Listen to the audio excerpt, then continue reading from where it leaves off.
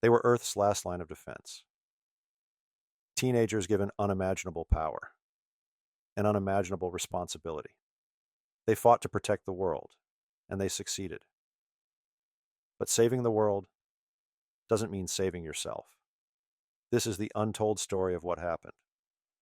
After the morphers were put away, and the battle cries faded into memory.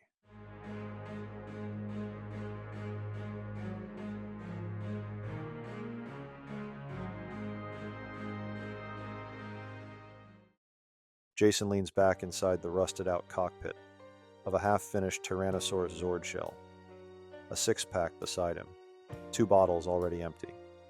He lifts another to his lips, staring through the cracked canopy as memories flood back.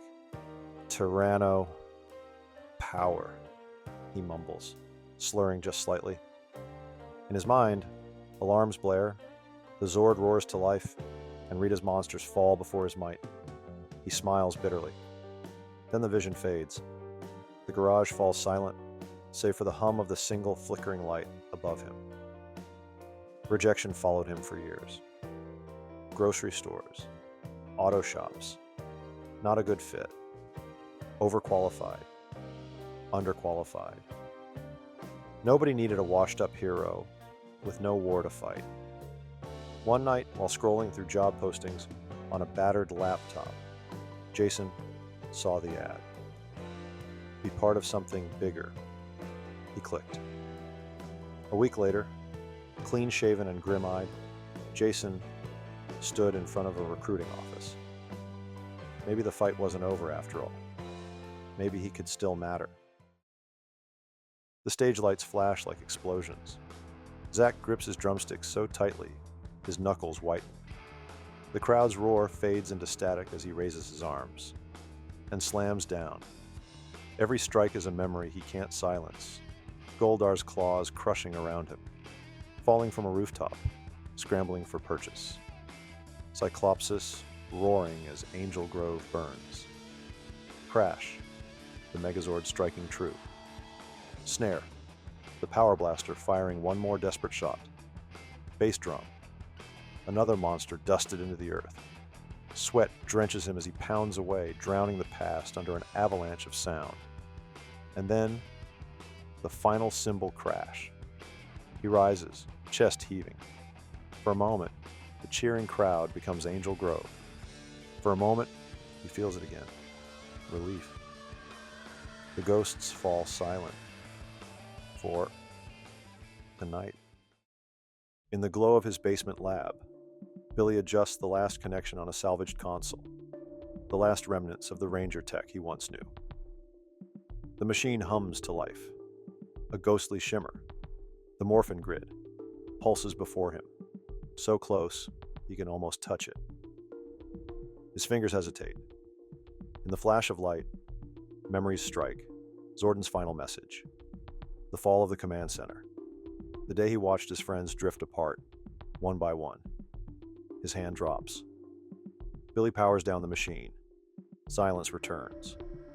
He pulls a worn lab coat from a hook and shrugs it on. He's late for class. Today he teaches at Angel Grove High. Maybe, just maybe, he can spark something new in the next generation. Some worlds are gone forever, but others are still waiting to be built. Alone on a rocky mountaintop, Trini moves through a kata as the sunrise burns gold across the horizon. The ghosts come unbidden, putty patrollers swarming her, Scorpiona's blade flashing toward her, giant monsters shaking the earth under her boots. Her hands tremble. She breathes through it. She moves forward. After the battles ended, Trini wandered far. Monasteries, temples, lost villages. She learned to heal as fiercely as she once fought. Now she stands in a small dojo back in Angel Grove, a warm smile on her face as young students mimic her movements. She doesn't teach them how to fight monsters.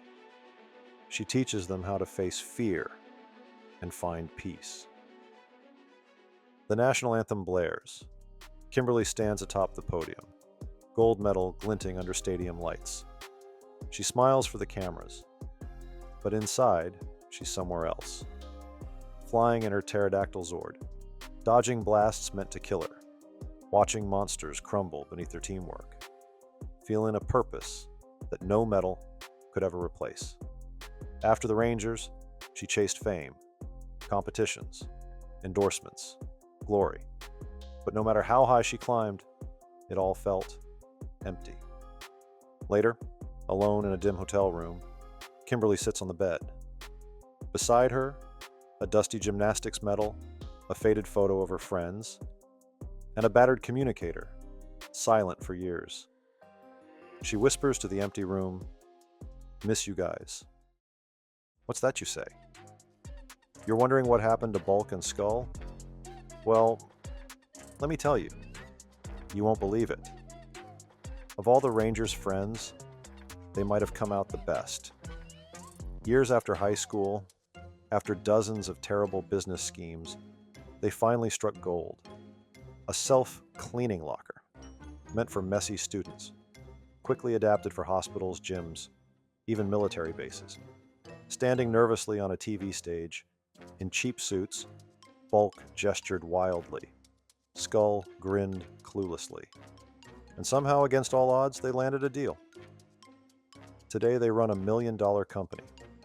No monsters, no battle scars, just dumb luck, wild dreams, and a little bit of heart.